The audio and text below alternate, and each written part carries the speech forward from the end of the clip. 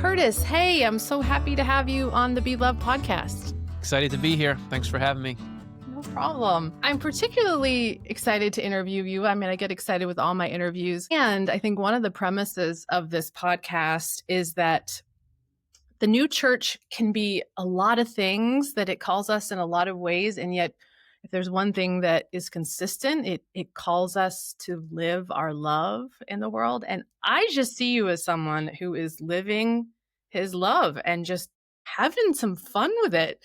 So I'm really interested to hear a little more of your story of how love has called you to this moment and kind of what the ride has been like for you. I wonder where you might like to begin in terms of that question. Sure.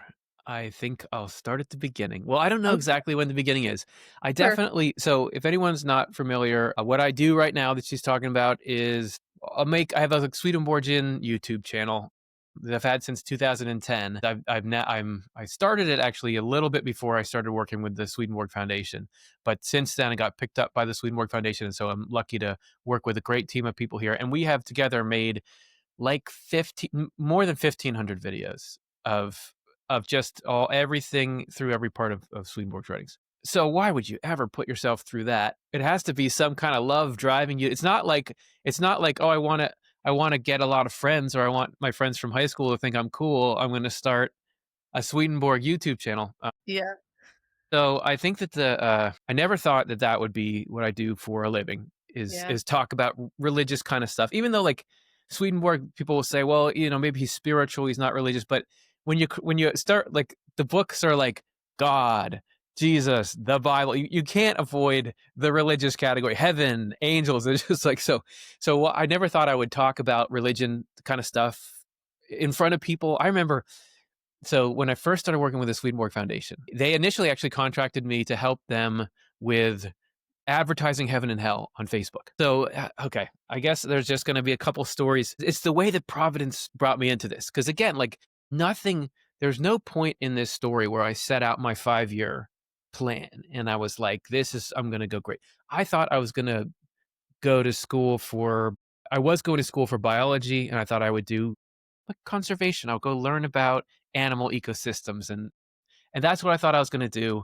And then a couple of things just led to this. But I would say when I started at Swedenborg Foundation, it was because I just happened to be help Jonathan Rose, who I just met with his Bible study, and he knew that I knew how to make Facebook ads, which I had learned how to make because of some videos I did before when I'd started off the left eye at New Church Live. Before that, we lost funding there. So he knew, he knows how to do Facebook ads. So I started doing Facebook ads for a page that I made on Facebook called Heaven and Hell, which was supposed to take people who are interested in near-death experiences and say, don't you want to read Heaven and Hell? Because Raymond Moody liked Swedenborg, and Kenneth Ring, co-founder of IANS, liked Swedenborg.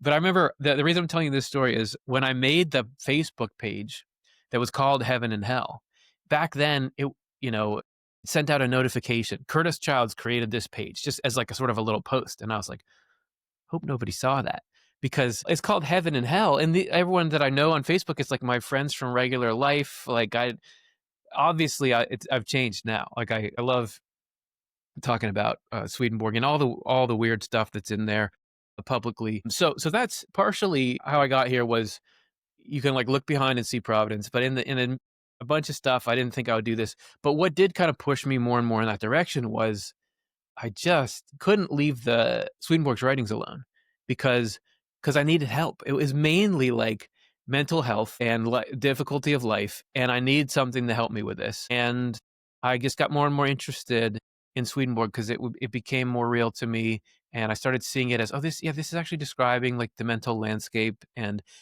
so I remember one time thinking, I'm still going to go and work for like a conservation organization, but I'll have a Swedenborg reading group on the side, and then when I started making videos on YouTube about Swedenborg, I had hopes, but I wasn't that optimistic that there would be, who's going to want to hear about that?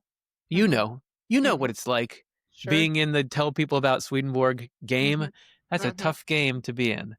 It's like, hey, do you want to hear about this guy who lived a long time ago? Yeah. I was going to say, and I so identify with my friend's going to see this page that I made. I remember when I was first contemplating contemplating going to seminary. I was like, I don't know if I want to be a minister. What will people think of me? And what will that, what is that whole identity about? Because it is so polarizing, for so much of the population. So to Yes. work through that and take that leap. When do you think that shift happened where you stopped feeling anxious about it? I just realized I'm never going to be cool no matter what I do. There you go. So I think in the beginning, my excitement about the place that Swedenborg's writings could take in the conversation kind of overwhelmed anything. So that a big part of that for me was discovering YouTube. Yeah. And You can be all kinds of weird on YouTube, so you're not the weirdest one. no, I'm not. I'm tame. I'm too tame Yeah. on YouTube. It's too boring compared to the rest of YouTube now. But I started to see the conversation, particularly when I first got on there. There's this big clash between the new atheists, there was this particular phase around the 20s and for another 10 years after or 8 years after when the Richard Dawkins, Christopher Hitchens type people were just a lot. Religious deconstructionism was just that was exploding on YouTube, and everyone was into that and pointing out the inconsistencies and ethical issues with the Christianity they were brought up in, and then there was a few fundamentalist Christians like trying to make some noise back, but they were sort of getting clobbered, and I felt like Swedenborg belongs in there. Like there's a lot, all the arguments that people are making against religion, Swedenborg made those arguments too. You're going to love this. Everyone's going to love it. And I also wanted to I called our show. I've never really been happy with any of the things that I've named anything. Like the Off the Left Eye channel is a funny name. Our podcast is called Swedenborgian Life because I just couldn't. What would you ever call it? I just couldn't think of anything. So we'll just call it Swedenborgian Life. But it was part of the reason why it wanted to be that is like I thought, oh, this is like, sure, these are religious or philosophical concepts. But when you understand what they are, they integrate with so much real stuff. Like you can 100,000,000% bring in chemistry to this. You can bring in psychology to this. You can bring in anything you want, and it's going to illuminate this stuff. And I was excited about look at how brilliant this worldview can be, and trying to find ways to do that and illustrate it, I think was exciting. And then it wasn't like, oh yeah, and also it was funny because I was trying initially with the first 2 videos that I made on YouTube. I guess for a second I was like, am I navel gazing too much right now? Why are we? But you asked me This is why. an interview. This is the whole point. You can Because you asked me why am I doing what I'm doing. It was different kinds of love for different reasons. Initially, I was trying to find a way to get a big success for Swedenborg stuff quickly because we were trying to raise some funding, for stuff.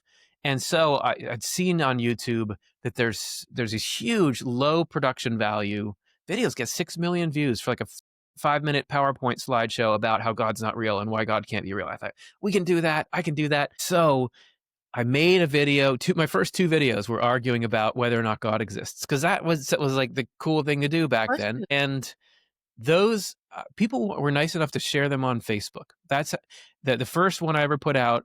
I remember I put it on YouTube. I didn't have any audience or anything, but Facebook back then it was like it would share and you could track how many. I noticed, this person shared it, this person shared it, and then there's this pull down menu and you start to type in and it would say the total number of shares and it was like 100 something people shared this, and I was, what is going on? And I remember I woke up the next morning and my video had 400 and something views on it, and YouTube was like, do you want to enter the partner program? And I was like, this is so crazy. So that helped motivate me because it's like, oh, actually there's an interest in this. And I was getting more passionate about the importance of religion or spirituality, and just trying to be honest that I depended on it. I needed it. So I couldn't act like I was too cool for it because I wasn't, Right. So that was motivating. But then I started to, as there was a couple years where we had some success online, but it was hard to get above a certain plateau that we would hit. It was exciting and interesting to try to render the ideas in different ways. Then there was this juncture where I thought, okay, I think I know what I need to do to get past this plateau. I'll make this series of videos that's going to be 15 minutes each. They're highly animated. We'll lay out the whole worldview. I had a few subscribers then. I knew this would take a long time. So I would say it was me and my brother, Matt, at the time. He was animating things. So I know what I'll do. While I'm making this really like my masterpiece video series, I'll just do some live streaming reading Swedenborg to just keep the subscribers interested. Hmm. But it was the live. That's what took off. The long form. Yeah. So again, it was not. Oops. I thought it was going to be this. It was actually that. So that then once those there started to be some. We were at just right place, right time too. At that phase in YouTube, there was so much less spiritual content. So those videos started to get a bunch of traction, and then that's motivating. But in the end, the overarching motivator is I really believe that Swedenborg is the system with the highest potential to enhance human well-being. I think it's the thing. If there's a chance to fix everything, where I see it is in there. And I have a million reasons that I say that. So I feel like that's the thing that hits all the major pain points for the human race. You can from that draw out what I think would be the most effective systems to get people from unhappiness to happiness. And I believe in that. And so it continues to be the most potent thing for me. There's other things that are great and are working, but it continues to be the most potent thing for me. So I feel like, let's make this work. Come on, let's do it.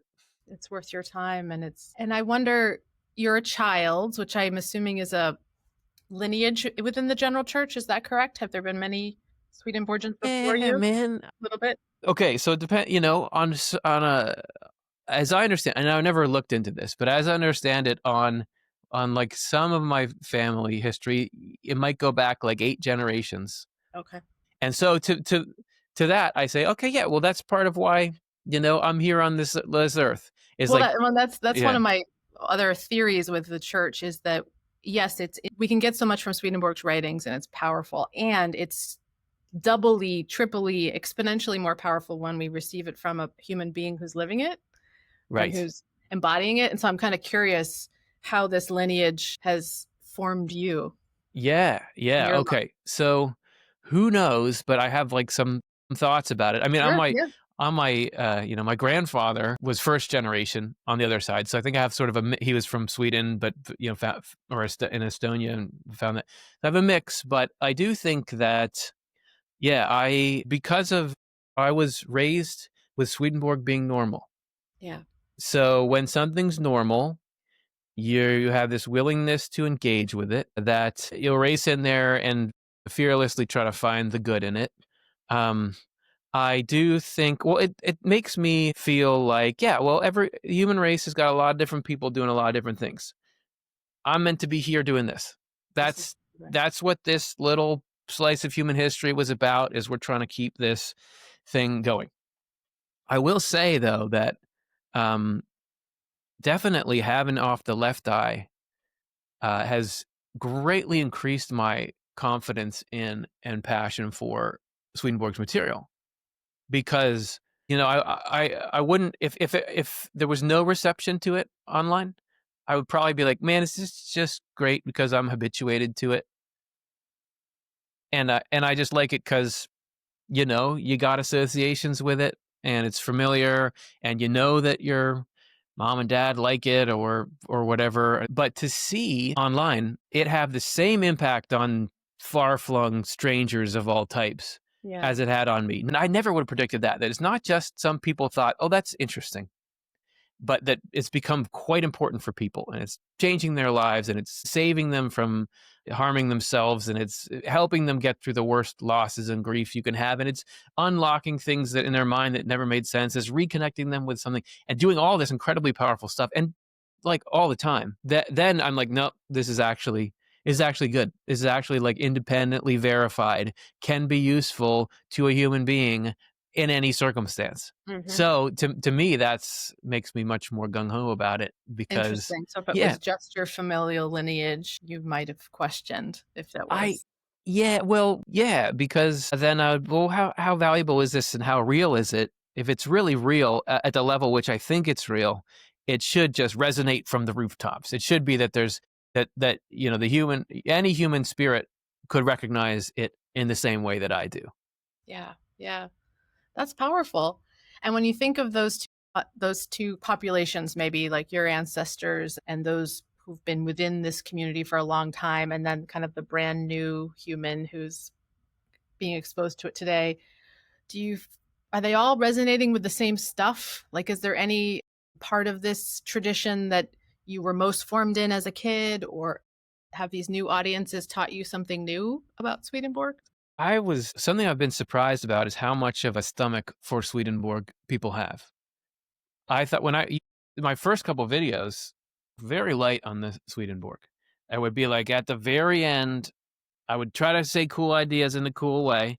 And at the very end, I would have like a one little quote from Swedenborg. Because still, I thought no one's ever going to like this. I've been so shocked that people will we have videos that did very well explaining the internal meaning of the book of Revelation.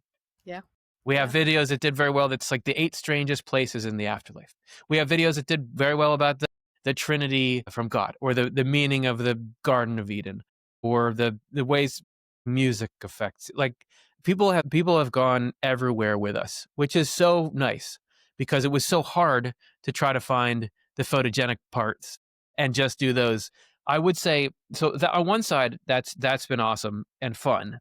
On the other side, there's definitely like crowd pleasing or greatest hits subjects. I would say the front runner is afterlife and the survival of death and what's going to happen after we die.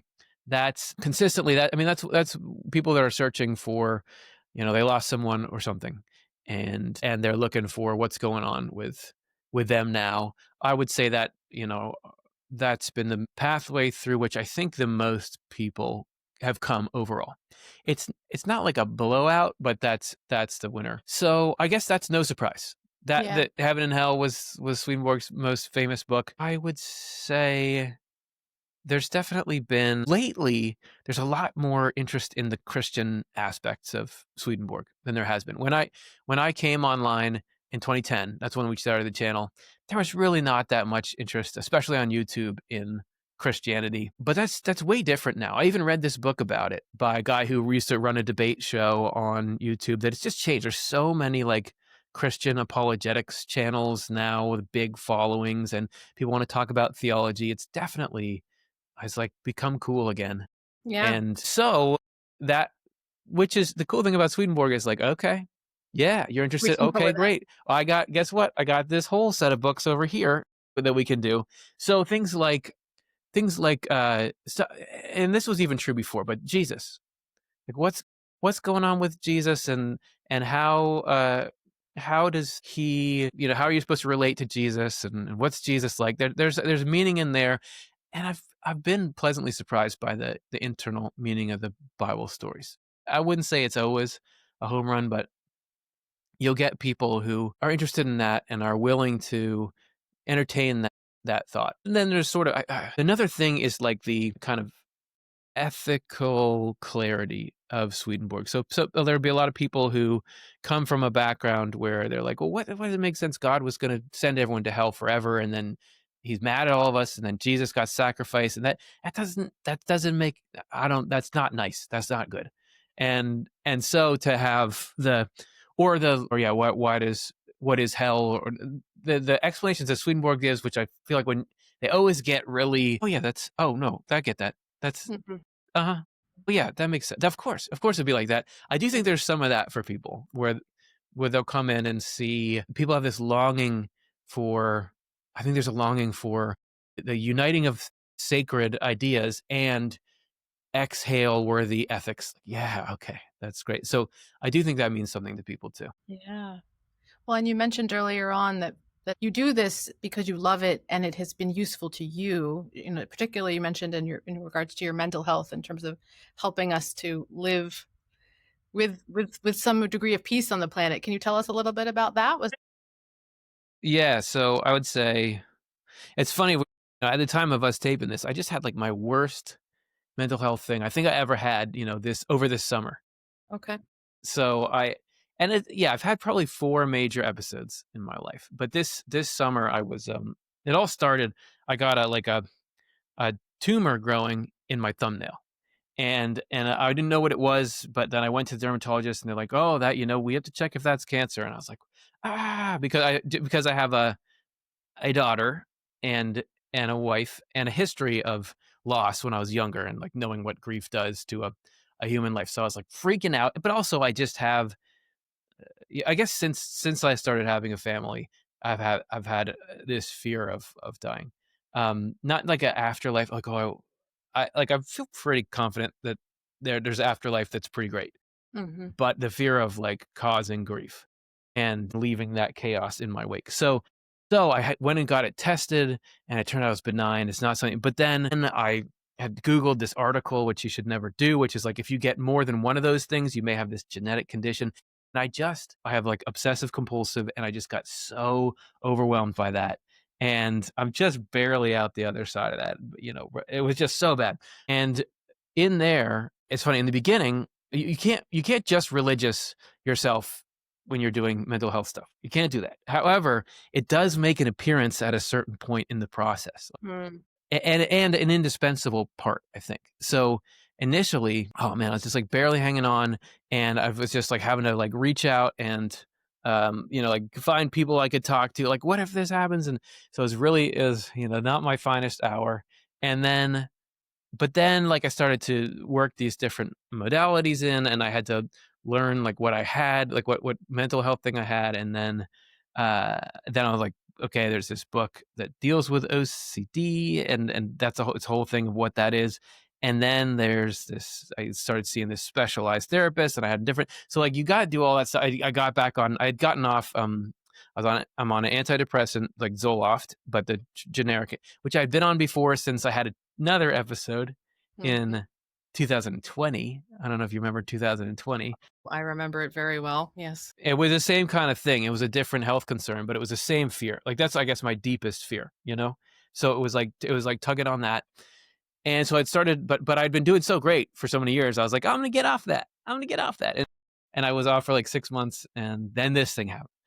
So all I'm saying is, so for a little while, and I just started doing cognitive behavioral therapy, which is so great. But also in there, the real ultimate end game, I think, of you can never have full peace without the idea of providence, because you might die, you might just die. People are doing that, you might just, so to me, like it came for a while. It wasn't even really that hopeful, for a couple weeks or month or something. I was like, I don't know, it doesn't do anything for me. But then it came like roaring back, and became this integral part of it. So I think that when you're in acute, you got to, and then exercise, get water, do all that stuff, especially if you're having like a flare up or something. In my general life, though, I mean, just the idea that, you're not your thoughts, influence of heaven and hell, to somebody who has like constant negative thoughts, man, that's really great. Very important. And I recently did this video on my on another channel, smaller channel that we put up, where when you get into any of these psychological tools, they just point you down a bit of the road Swedenborg tries to point you down. So, for example, to distance yourself from your thoughts is a central tool in almost every mental health modality. So, you have, for example, mindfulness, Yeah. just like basic mindfulness. What's the sort of cliche with that is, picture your mind as like a sky, and your thought is just a cloud. You don't grab onto it. It's just saying, don't do what you regularly do. Like, put some distance between you and that. So mindfulness will say, do that. Then you have like, well, cognitive behavioral therapy is like, they have diffusion, which is, instead of you're in the thought, you're like, I'm having this thought. I notice I'm having this thought. Internal family systems therapy, which the foundation did a book about, is like, well, there's a part of me that's all wrapped up in this, but and Not the whole thing. there's so many there's so many different therapy systems and things that's a crucial step, is that you need to get that at arm's length so you can be a little more discerning. So then Sweden, and that's interesting.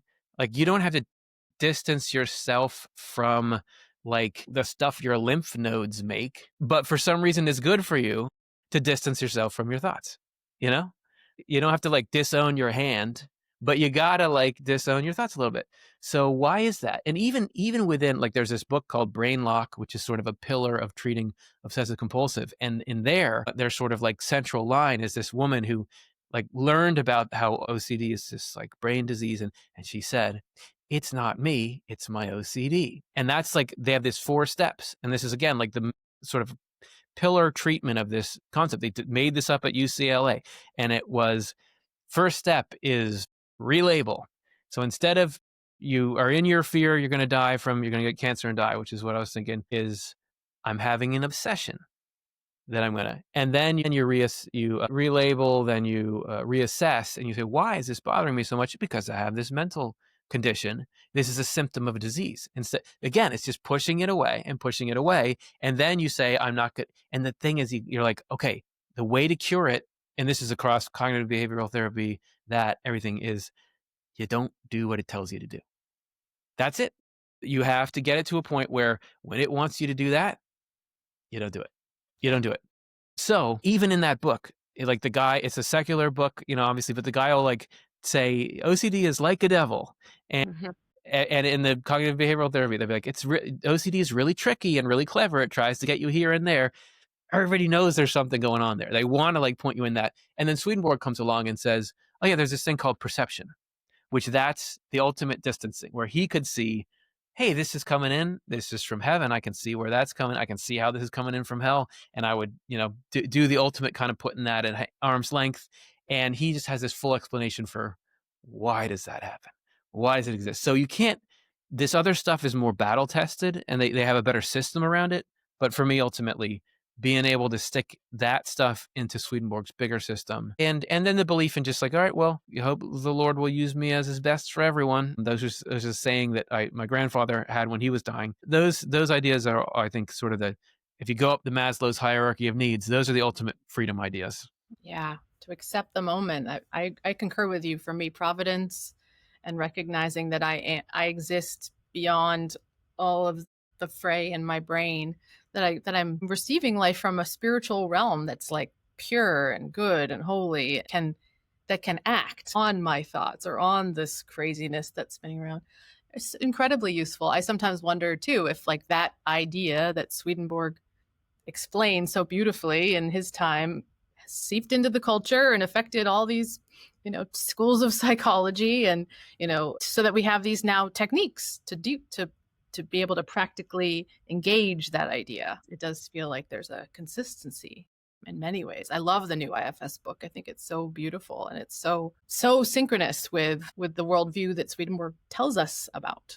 Yeah. And that book, from what I understand, the IFS book, it was because this guy, Bob Falconer, who was like one of the main people of IFS, sort of like, this is as far as you can get without admitting there's a spiritual reality.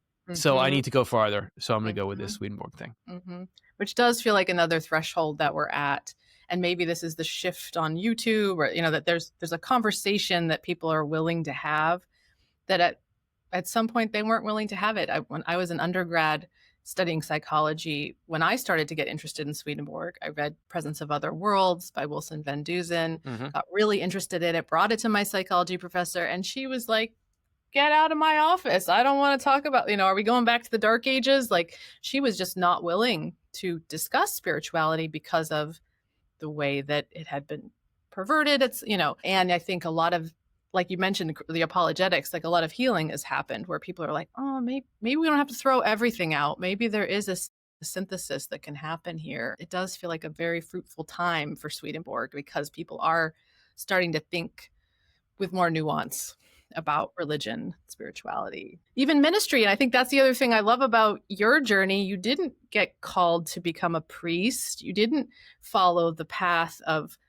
serving within the church, and yet you are such a servant of this tradition. Did you ever consider becoming a minister? Was that ever Sure. Yeah, on I the did. table? Yeah, I mean, I remember, like, I didn't engineer any of this, so I was just Yep. along for the ride. So Sure. really, like, I when I was almost done school, New Church Live reached out to me because they were just starting up, which, is anyone's not familiar, is a sort of online outreach focused church congregation.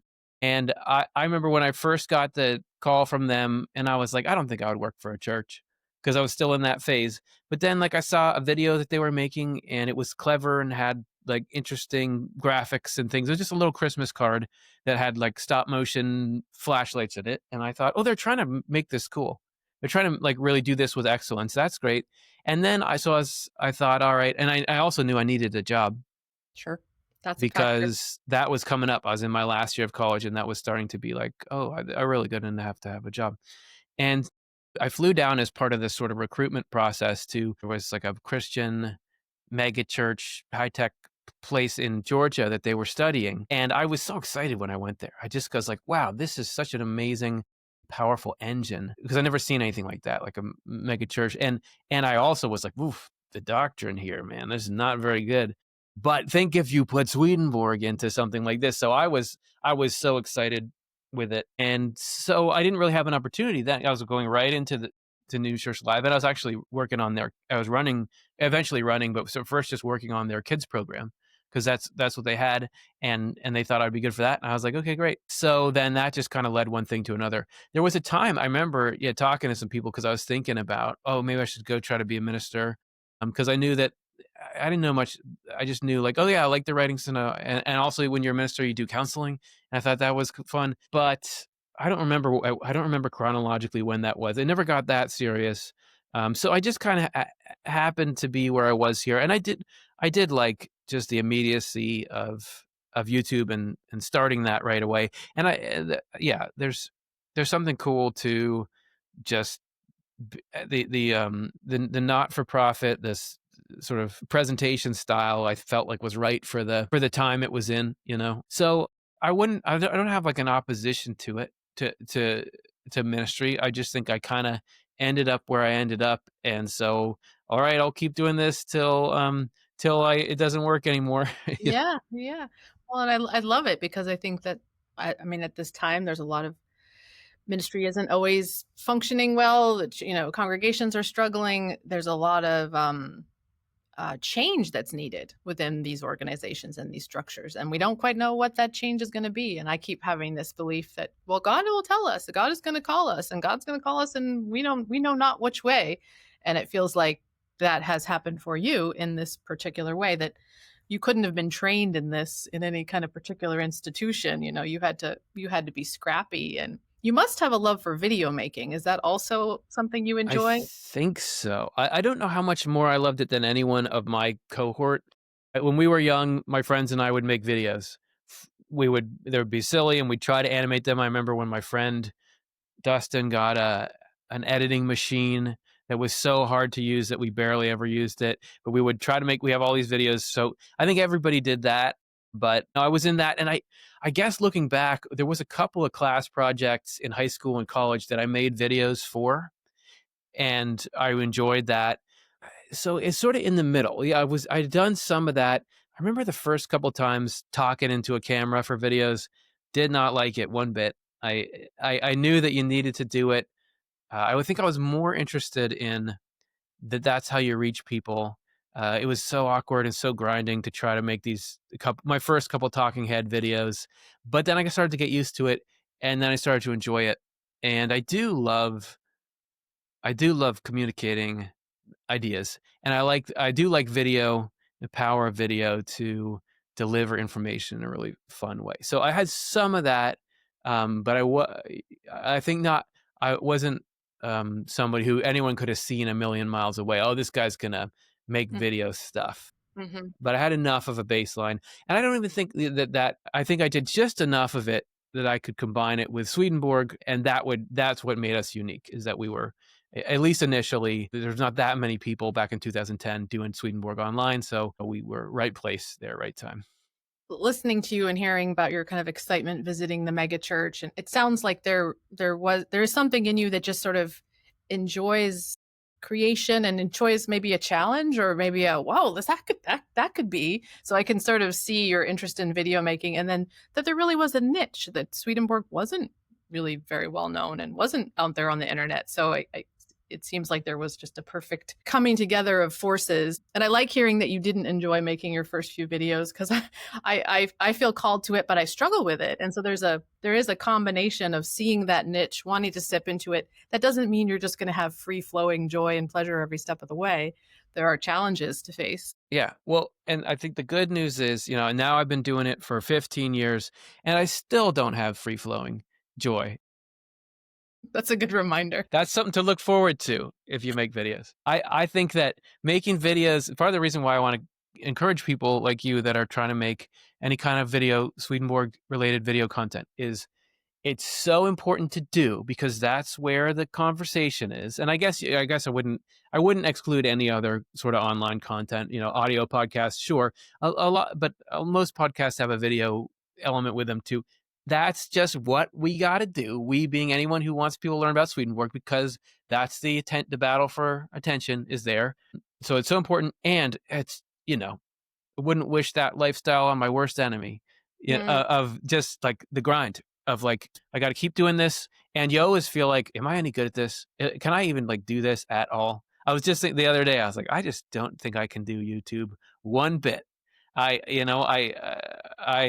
don't think I have what it takes to be a YouTuber, and sometimes it's great, but also like we had at the begin like the first half of this year, we had like our videos were doing great. They were just popping off. It was probably among the best, if not the best time ever on our channel. It's like, all right, we figured this out. That's so great. And then the last few months, it's been, and it's like, you got to start over again and figure out the next thing that works. And you got to be able to deal with the ups and the downs. And it's, you have to, yeah, I'm not trying to complain. Like, it's not worse than a lot of other jobs, but there's a particular kind of way it eats away at you, to have the pressure of trying to constantly get everyone to listen to you. Pay attention over here, So you got to have a sort of a bouquet of reasons you're doing it. And one of them's got to be that you love the material. You got to love it. You got to love it for its own sake, so that you can have the sense that like, it is good and right to have this content out. And I would not just want to make a YouTube channel about something else. I sure. want to have it be about this, and also you gotta like, yeah. Anyone who's making content is gonna want to at some point, like, I don't know if I want to do this anymore. Even big, super successful, like real YouTubers, I'll see them, and they have to take a month off because they're like, this is just too much for me to do Yeah. this. So that's the nature of the medium. But you got to keep going, because if someday there's a thousand million Swedenborgian YouTube creators, and you feel like, there's plenty of people doing this much better than me, I'll just let them do it and I'll take, fine. But we're not there yet. We Mhm. got everybody on board. We gotta be moving this. We gotta create an online culture that does this. So yeah, and I think yeah, you gotta have a reason other than yourself that you're doing it, because love of self just isn't gonna fuel you long Sure. term. So, and also, yeah, you want to.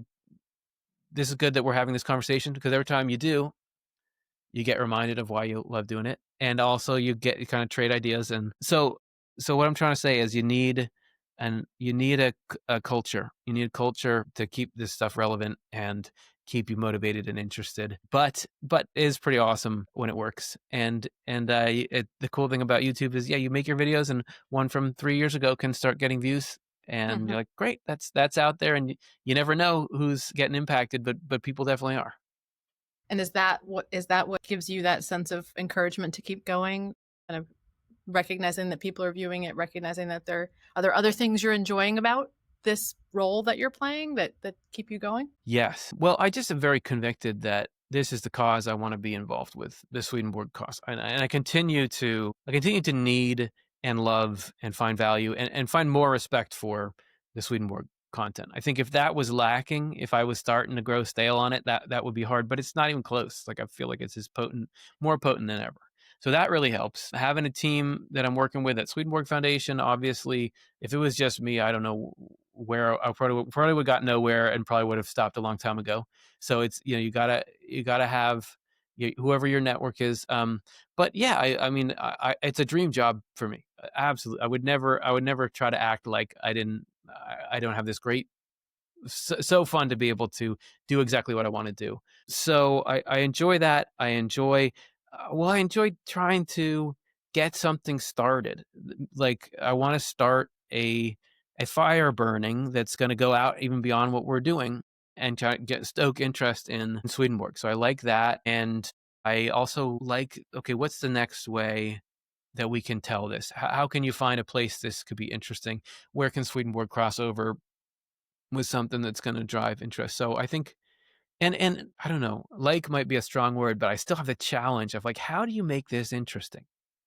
Because it's when I'm read like last night I was reading Swedenborg. Yeah, I do that every night. And to me, it's like, wow, this is like, wow, that's great. This is hitting the spot. And then I'm like, man, what are the steps toward a regular person to get any value out of what I'm reading? That's so hard to do.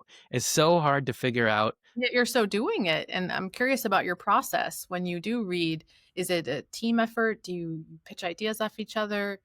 Like what is that creative process? Because I love that. It feels like that is where your mind is and your heart are in, is like, I love this. How can I help someone else to love this? What's Yeah. that process like?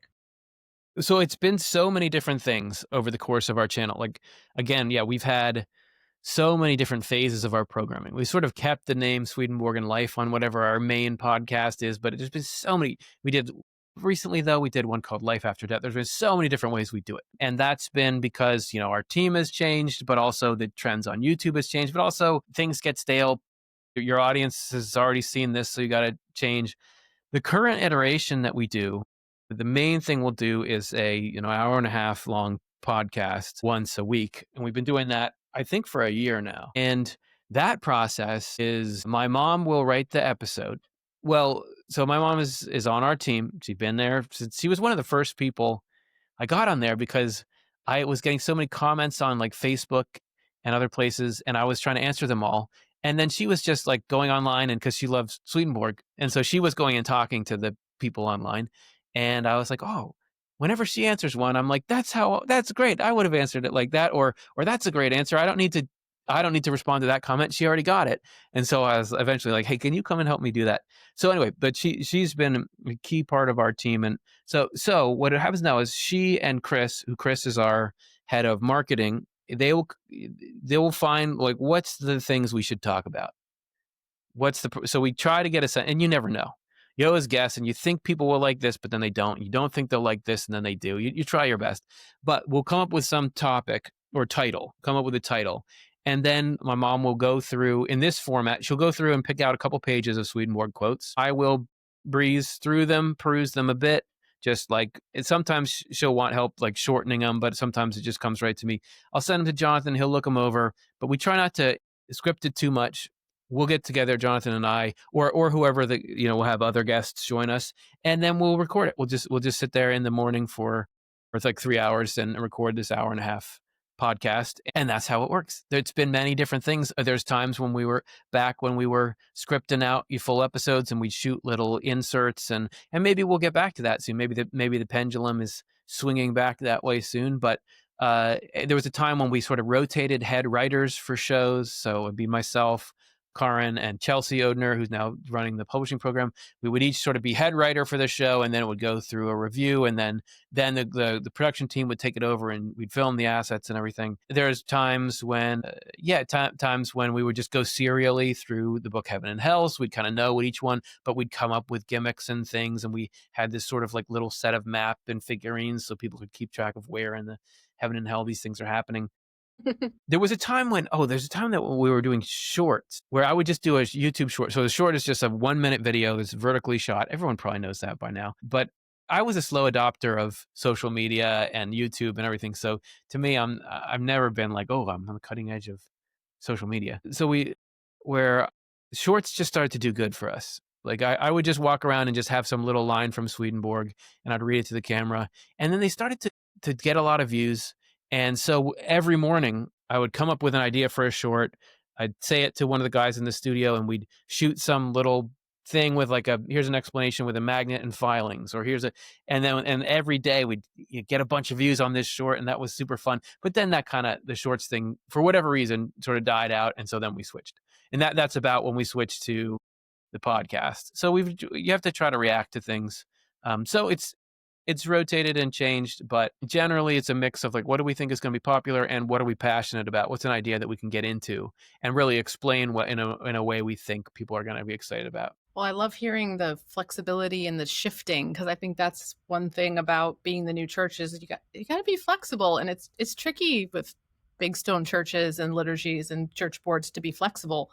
So it's cool that you're able to have a team that can be nimble and have that contrast of listening to what's happening and what conversations people are really having, but then also following your own instincts and and passion for the text. I love that. It's funny. I think because I am a minister and have been trained in it, I am often like, I need to have a plan and I need to be consistent.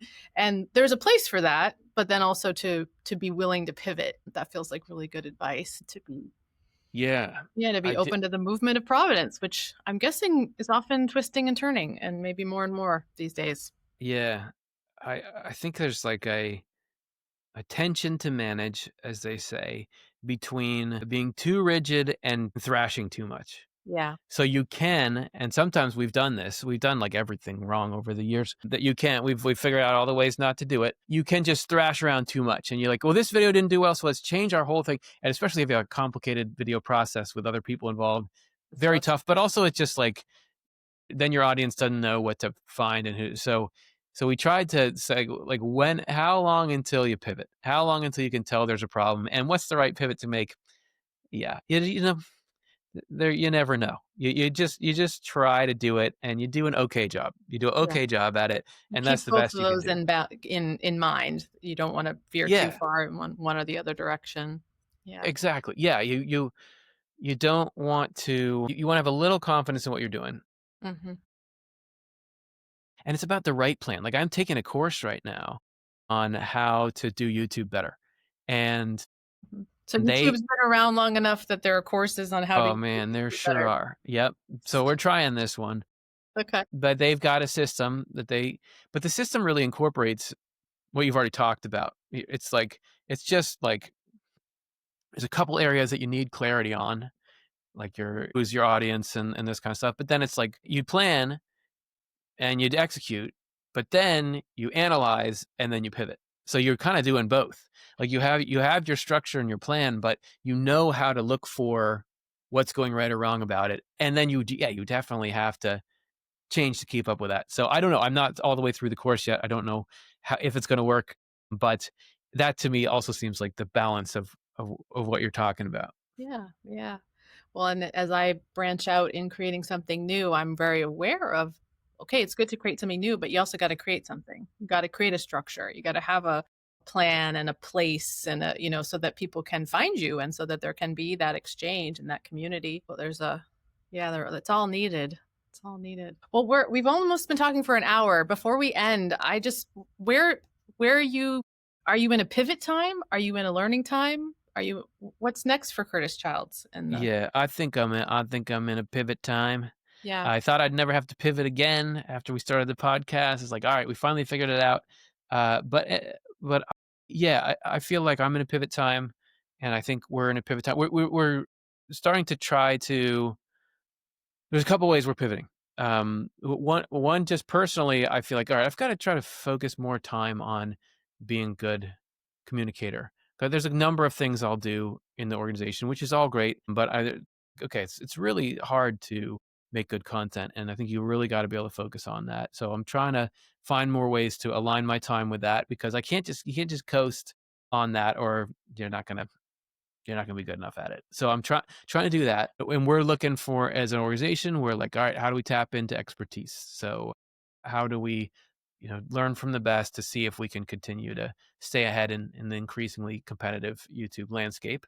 Also, though, we're doing some cool stuff with the organization where we started a program where we're working with Swedenborgian creators to kind of pass on some of the best practices that we have and the things we've learned over our 15 years to try to help people achieve that are on the same mission as us, help them achieve some of the results that we have.